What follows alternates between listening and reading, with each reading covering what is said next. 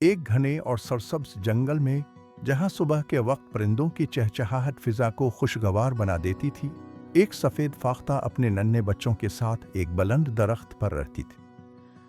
فاختہ نہایت معصوم اور سمجھدار تھی۔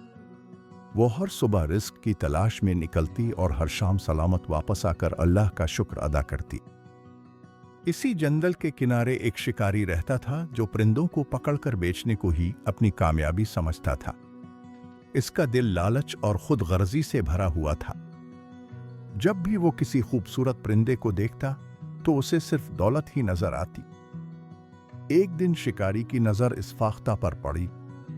اس نے سوچا کہ اگر یہ پرندہ ہاتھ آ جائے تو اچھے پیسے ملیں گے۔ اگلی صبح وہ خاموشی سے جنگل میں آیا اور فاختہ کے دانہ چگنے کی جگہ کے قریب ایک باریک مگر مضبوط جال بچھا دیا۔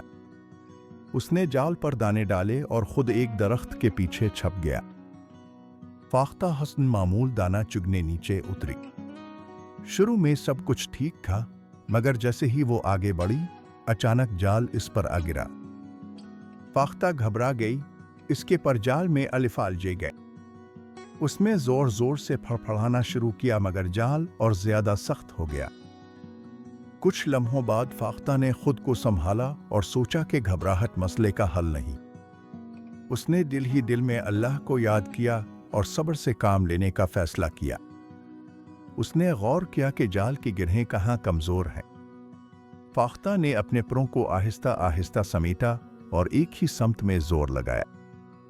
اسی دوران تیز ہوا کا جھونکا آیا، درختوں کے پتے زور سے ہلے اور شکاری کا دھیان بٹ گیا۔ فاختہ نے اسی موقع کو غنیمت جانا، پوری طاقت سے اڑان بھری اور جال کا ایک سرا ٹوٹ گیا۔ وہ آزاد ہو کر فضا میں بلند ہو گئی۔ فاختہ سیدھی اپنے گھونسلے کی طرف اڑی۔ اس کے بچے اسے دیکھ کر خوشی سے چہچہانے لگے۔ فاختہ نے انہیں سینے سے لگایا اور اللہ کا شکر ادا کیا کہ اس نے عقل اور صبر سے اسے نجات دی۔